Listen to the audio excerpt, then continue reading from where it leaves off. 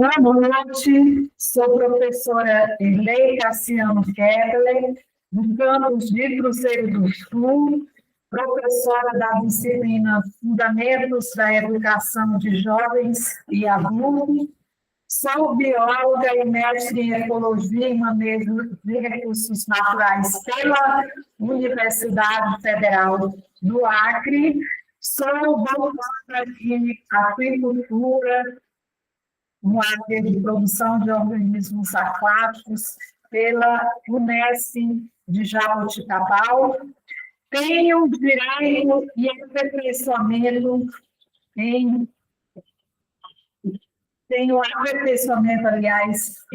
direito ambiental e políticas públicas e atuo na área de educação, no curso de licenciatura em Ciências Biológicas, responsável pelos estágios há mais de 15 anos. Então, hoje,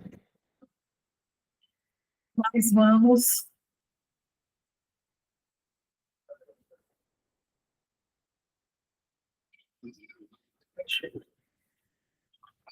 iniciar essa disciplina que é a pós-graduação Lato Sensu em Educação de Jovens e Adultos, né? Uma iniciativa pertencente às unidades do núcleo de interiorização e ensino à distância e da Pró-Reitoria de Pesquisa e Pós-Graduação. Então, esse curso, ele tem como ementa a educação de jovens e adultos no contexto das desigualdades sociais, fundamentos teóricos e práticos da educação de jovens e adultos. Tem como objetivos reconhecer a evolução histórica das concepções sobre a alfabetização de adultos, compreender as dimensões políticas e funcionalidades relacionadas à aprendizagem e analisar práticas pedagógicas e suas inter-relações no contexto da EJA. Então, aqui a gente dá um fluxograma da educação básica.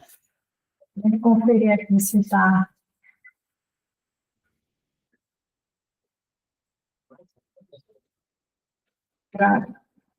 Compartilhado com vocês, está assim. E vemos que nele a educação ela se baseia, né, na base, né, tem como base nacional comum curricular, e é um documento, né, que define as aprendizagens essenciais, né, que todos os estudantes brasileiros devem desenvolver ao longo da educação básica, né, está aí nesse documento, né, que apresenta também um resumo nesse fluxograma. E aí, essa base orienta os currículos, né, das escolas e busca garantir qualidade e equidade aí no ensino, promovendo o desenvolvimento de competências, né, e a formação integral do aluno.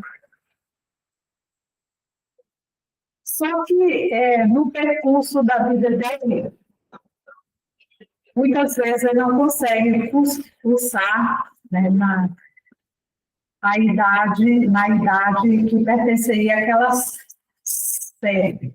Né? E daí vem a importância na educação de jovens e adultos, né, que é destinada a pessoas que não concluíram o ensino fundamental ou médio, né, na idade adequada. E aí ela atende, né, jovens, adultos e idosos,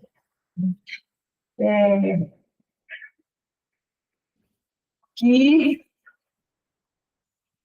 deveria, né, estar cursando anteriormente por algum percurso que ocorreu, foi um percurso diferenciado da vida dele, né? Ele abandonou a escola, né? Então, a EJA visa a educação desses indivíduos. E aí o curso se divide em 4 módulos ou unidades. Primeiro, trata da trajetória histórica da EJA e marcos legais. Fala sobre o panorama histórico da EJA no Brasil e foca na Constituição de 88, na Lei de Diretrizes e Bases 9394 de 1996. O Plano Nacional de Educação. Então, isso aí a gente vai falar na unidade 1, que, após a apresentação da disciplina, nós iniciaremos. Quanto à unidade 2, ela trata de políticas, currículo e desigualdades sociais na EJA. Vamos falar sobre políticas públicas, sobre os programas da EJA também, né? O reforço sempre de uma unidade para outra, né? Então, começa falando um pouco desse conteúdo na 1 e na 2 aprofunda mais. Fala sobre movimentos sociais e territórios. Na unidade 3, sobre os fundamentos teóricos, dimensões políticas e práticas pedagógicas. É importante falar sobre o tecnicismo, sobre o projeto político pedagógico. Na unidade 4, discutir sobre a alfabetização de jovens e adultos, letramento e formação de alfabetizadores. Então, vamos falar sobre formação inicial e continuada, sobre as políticas de alfabetização, entre outros aspectos. Então, vamos iniciar aqui a unidade 1, que trata da trajetória histórica da EJA e marcos legais. Então, o objetivo é compreender o percurso histórico da EJA, identificar marcos legais, tá? Então, falar aqui sobre a linha do tempo geral, né, com ênfase desde o século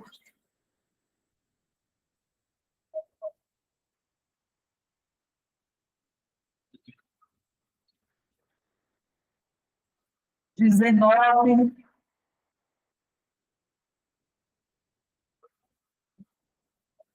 até o século XXI. Com ênfase, obviamente, mais nos séculos XX e XXI.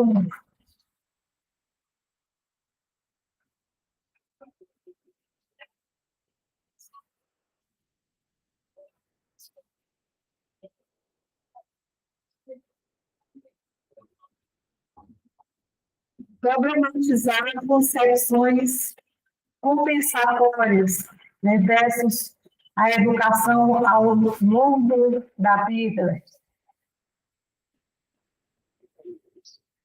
Então, estudar a história da EJA. Então, é fundamental para entendermos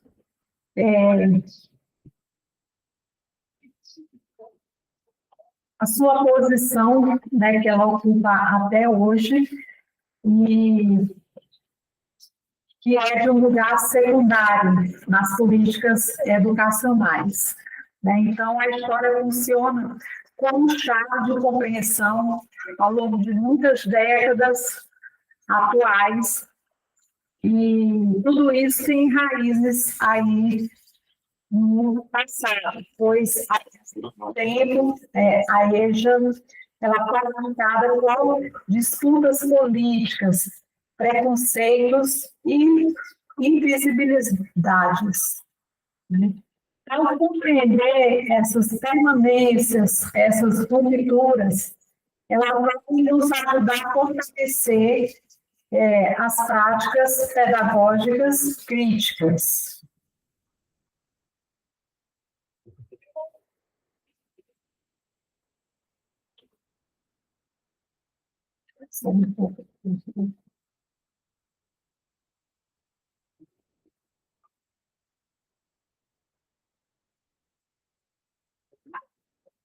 Então, bem importante ver nessas colunas, né, a questão da EJA como educação de adultos tradicional, EJA como modalidade que abrange jovens, adultos e idosos, e dá compensação ao direito. Então, historicamente, a EJA ela foi concebida como uma educação de adultos, voltada principalmente para trabalhadores que não haviam concluído a escolarização na idade considerada regular. Então, isso dá a esse segmento um foco quase exclusivo em adultos trabalhadores, que tem outras inclusões que nós vamos comentar. Então, essa perspectiva ela tinha um caráter fortemente compensatório, compreendendo a EJA como uma forma de suprir uma falta ou um atraso educacional.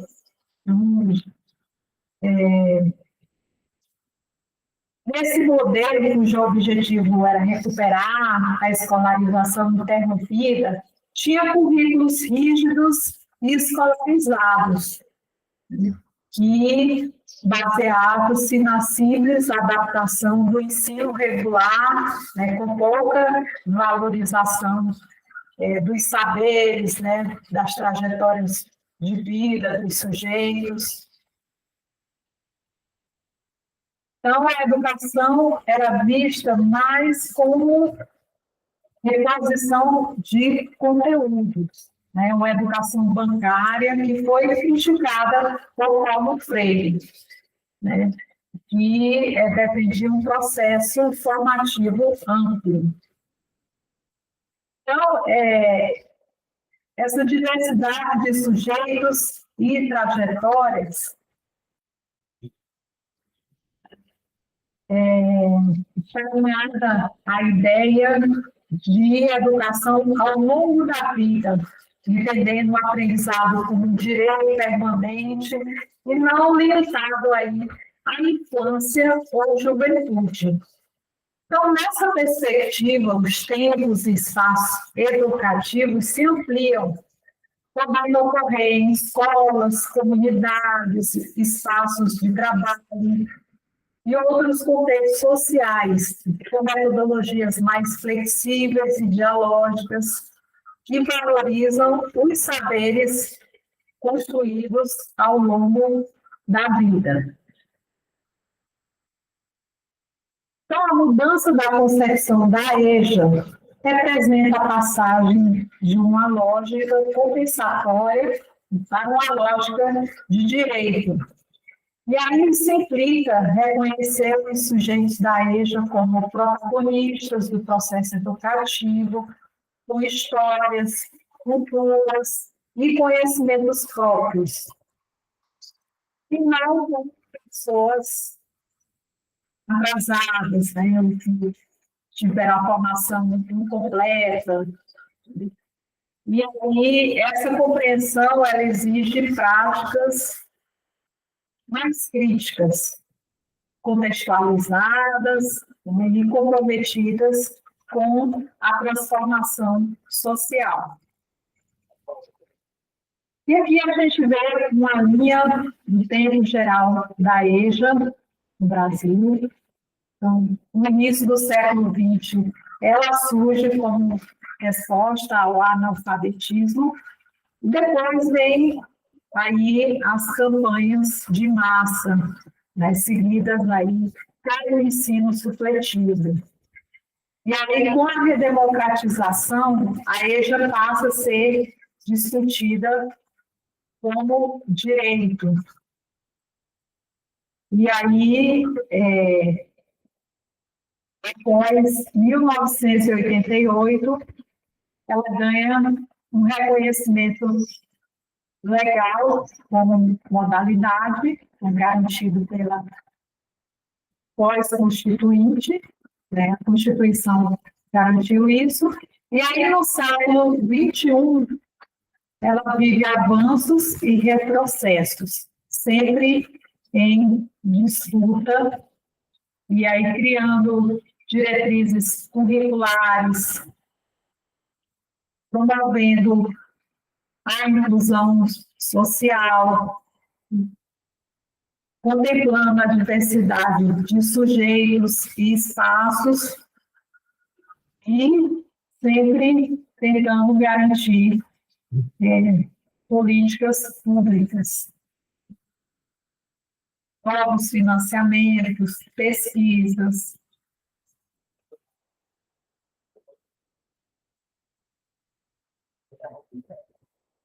E aí, nesse espaço de tempo, tivemos experiências pioneiras que fortaleceram, como sindicatos e associações, essas organizações sempre buscaram um apoio na educação, né, buscaram apoiar a educação, aliás, igrejas, movimentos sociais, ligas camponesas e, obviamente, a política, né, também tem apoiado aí a educação, né, através da criação das resoluções do Plano Nacional de Educação. Tá? Então,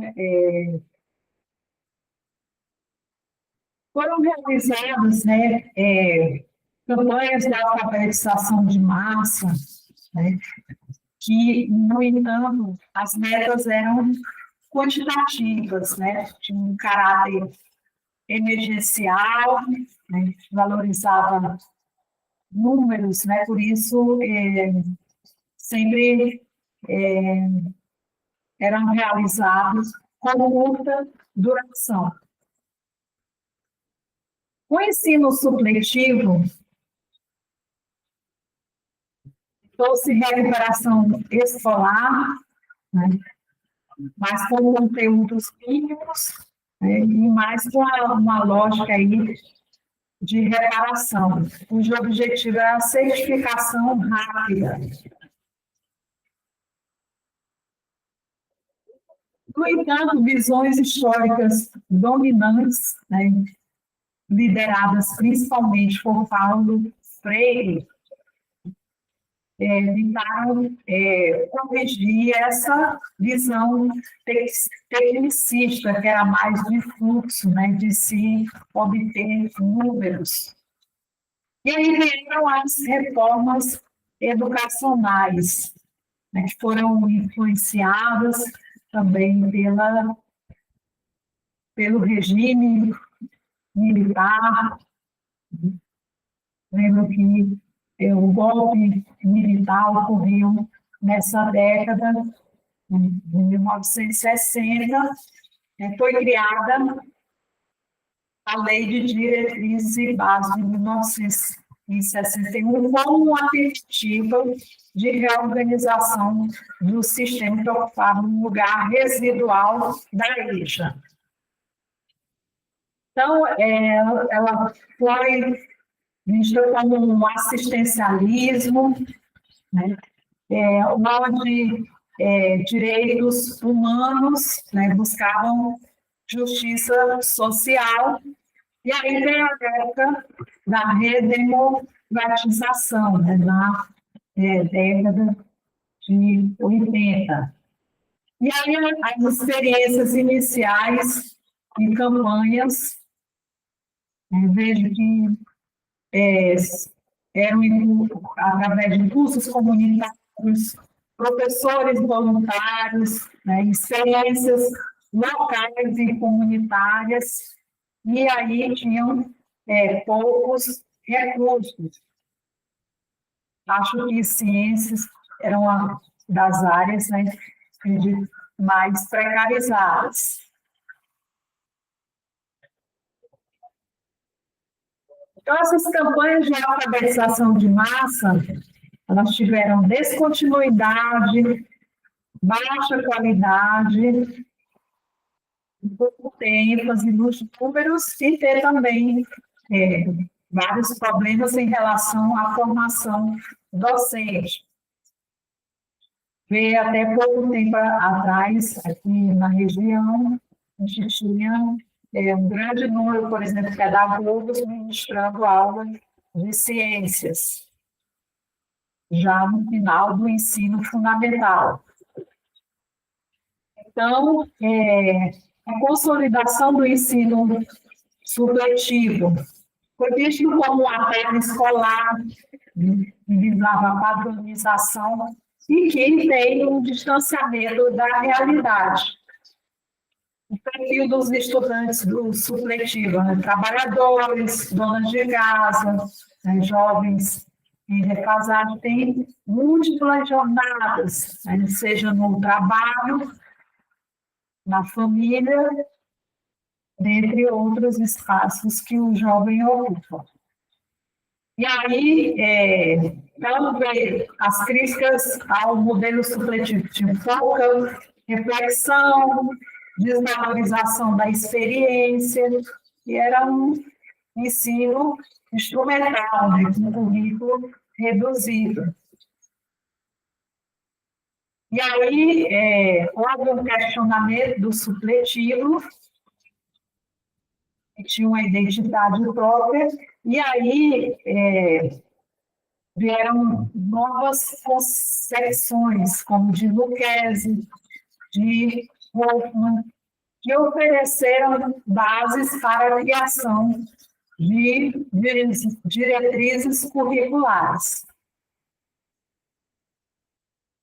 Então, a educação de adultos ao campo da região como modalidade, ela ficou reconhecida como da falta, né? A valorização de saberes prévios, né? Falta, por exemplo, de profissionais, né?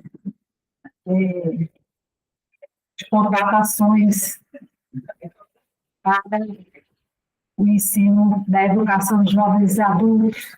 Então, que tivessem visão, né, da deficiência escolar e que considerasse eles como protagonistas, né, que tiveram trajetórias interrompidas, saberes do trabalho e da vida, né, considerar isso, como também cultura e experiências diversas.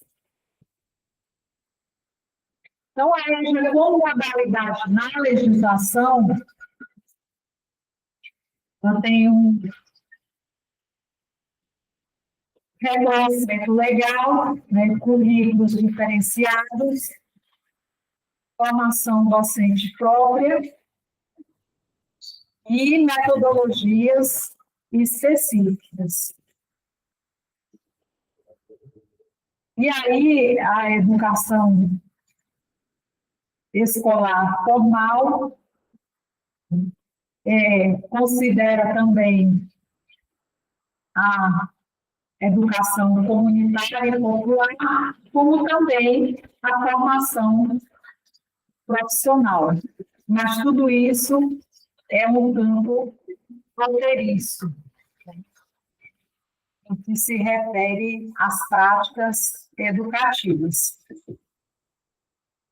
Então, tem uma diversidade de espaços, né, como escolas públicas, ONGs, igrejas, contém movimentos sociais, o sistema prisional, né, eles têm esse direito também de impulsar a EJA, o campo, os quilombos e povos indígenas. Isso traz uma multiplicidade de sujeitos, né, que participam da EJA. Então, a gente vê que passa de uma perspectiva compensatória, passa por isso em tecnicista, e abordagens críticas, como também a emancipação social, que era defendida largamente por Paulo Freire, que foi um grande pedagogo, né, que ganhou mais de 40 prêmios honoris causas. Então, a UERJ, como campo de pesquisa científica, é também uma área de investigação. Essa temática é bem discutida em grupos de pesquisa, participa de vários artigos em revistas especializadas, mas em revisões em relação a outras áreas, a gente já percebe que é um pouco restrito. E esse tema aí da produção, ela está em capítulos, livros, enfim, ela tem uma produção teórica própria. Então, no contexto de 1988, LDB de 1996, e aí a redefinição da identidade da EJA, né, e aí isso aí surge no contexto da redemocratização, né, na época das eleições diretas já, né, promovendo o fim da ditadura, mobilização social, lutas por direitos, né, que culmina aí com a aprovação aí da Constituição de 1988 pela Assembleia. E aí, de importante, a gente tem no artigo 205 o direito à educação como dever do Estado e da família, visando ao pleno desenvolvimento da pessoa, ao preparo e para o exercício da cidadania e à qualificação para o trabalho. Então, reafirmando aí o caráter amparador, equalizador e qualificante. A EJA como direito social, um direito de todos, dever do Estado, dever da família, promove a igualdade de acesso para a permanência na escola. Em relação à Constituição, também é importante o artigo 208, que fala do ensino fundamental obrigatório, gratuidade, jovens e adultos, e com o direito negado no passado da sua vida. E a erradicação do analfabetismo é uma meta constitucional, um dever do Estado, via política permanente, havendo superação das campanhas. Então, a LDB dá uma base legal no sistema para a inclusão da EJA, da Organização e da Educação Nacional, E na lei número 9.394, a EJA passa a ser oficialmente reconhecida como modalidade da educação básica, né, com característica e currículos próprios, daqueles que tiveram acesso tardio ou interrompido, né, e que tem especificidade pedagógica nessa modalidade. Isso significou uma mudança terminológica, ruptura simbólica das permanências e das práticas antigas. Então, representando currículos flexíveis, né, considerando um público de sujeitos mais heterogêneos, tempos diferenciados, como também espaços educativos adequados, né? Isso está preconizado na Lei de Diretrizes e Bases 9394 de 1996.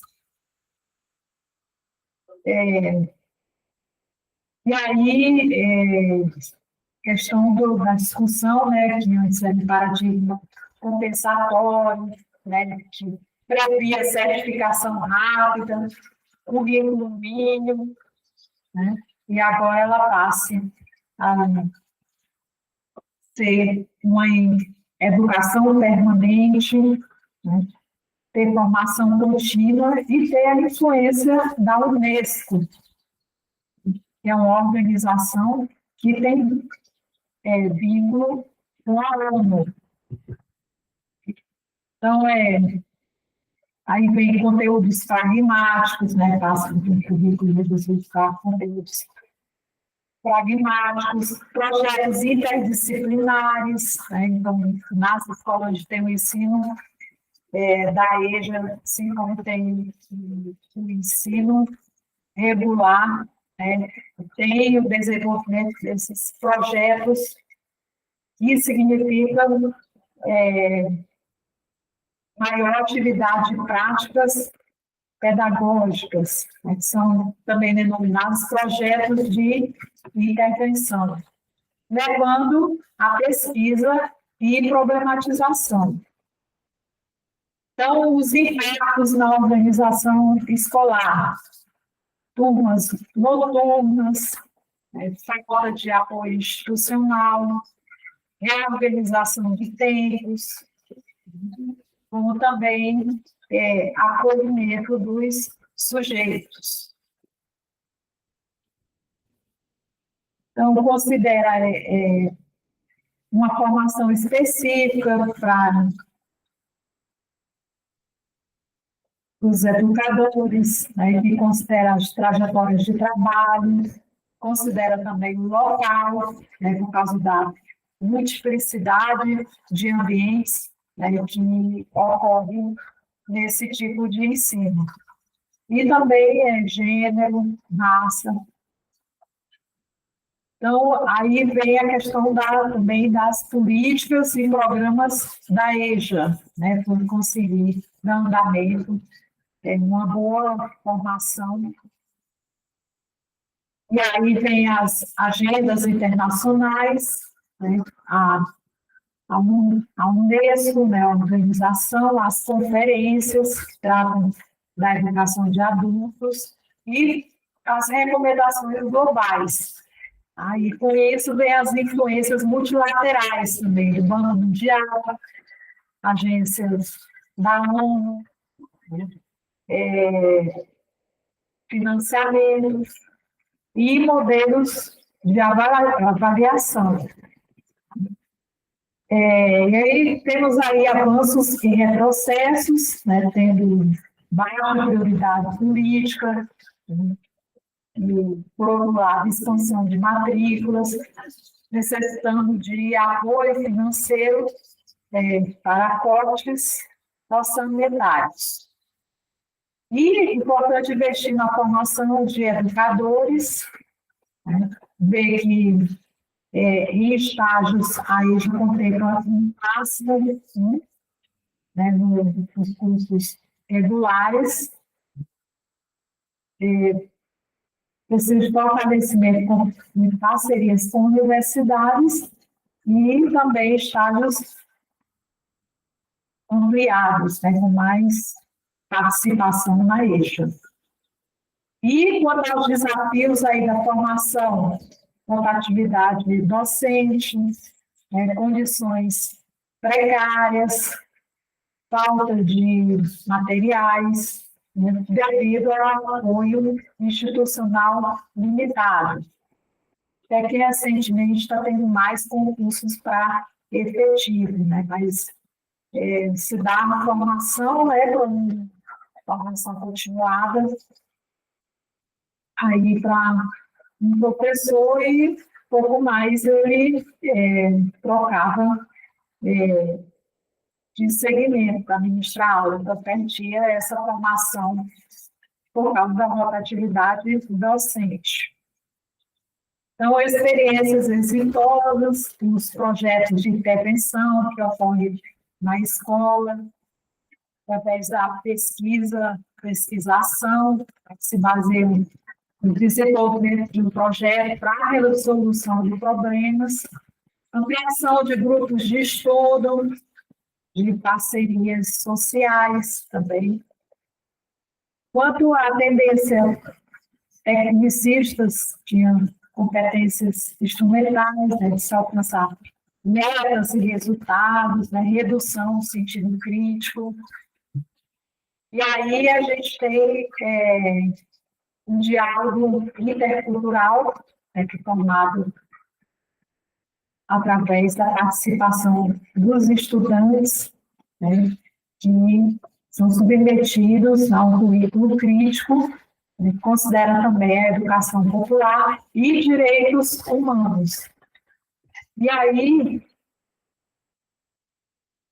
a gente tem a Lei 13.005/2014, nas metas 8 e 10, né, a meta 8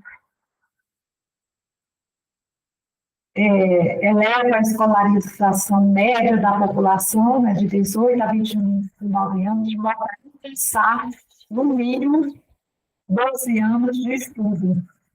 O último ano de vigência aí desse plano para as populações do campo da região de menor escolaridade do país e dos 25% mais pobres, igualando a escolaridade média entre negros e não negros, né, declarados ao IBGE.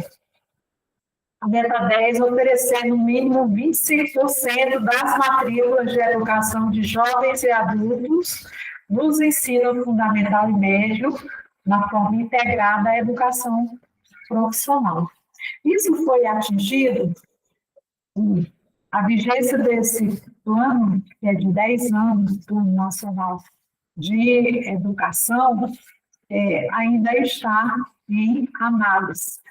Então, eles estão analisando aí quais resultados e metas foram atingidos nos últimos 10 anos aí de vigência desse plano.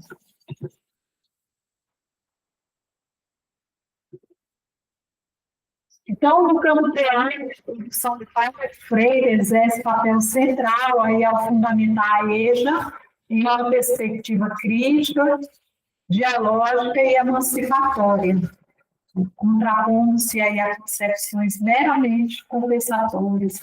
E aí outros autores, como Pedro Demo, contribuem aí para o debate ao problematizar os desafios contemporâneos da educação frente às formações aí tecnológicas e sociais.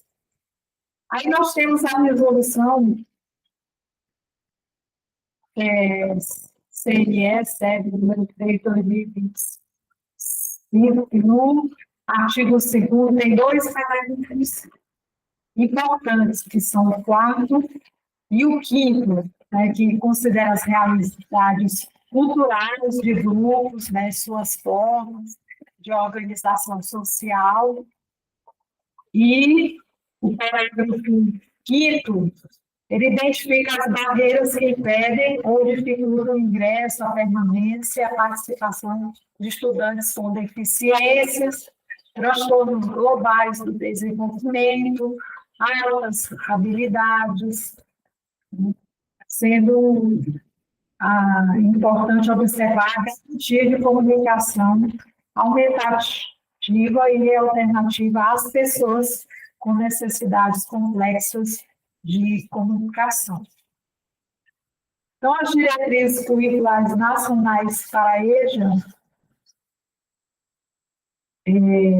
instituídas aí pelo parecer número 11 de 2000, configura-se como marco conceitual central, né, ao normatizar a oferta da modalidade, definir parâmetros para certificação, formação docente e organização curricular. Então, no contexto aí do século XXI, a EJA torna-se também um território de disputas, né, especialmente aí por envolver majoritariamente sujeitos da classe trabalhadora, né, que associa aí a educação, a ascensão social, a reparação aí de uma dívida histórica. Né, e aí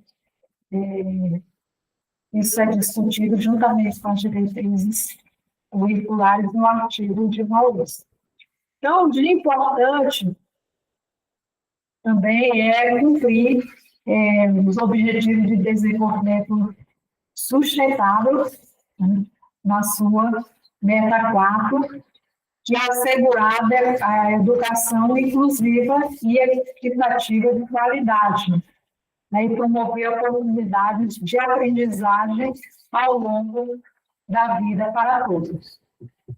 Tem as referências aqui, as resoluções, pareceres, citados e artigos. Obrigada.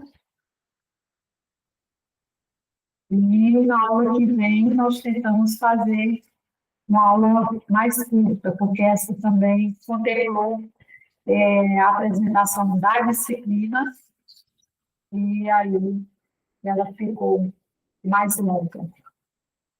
À disposição para perguntas.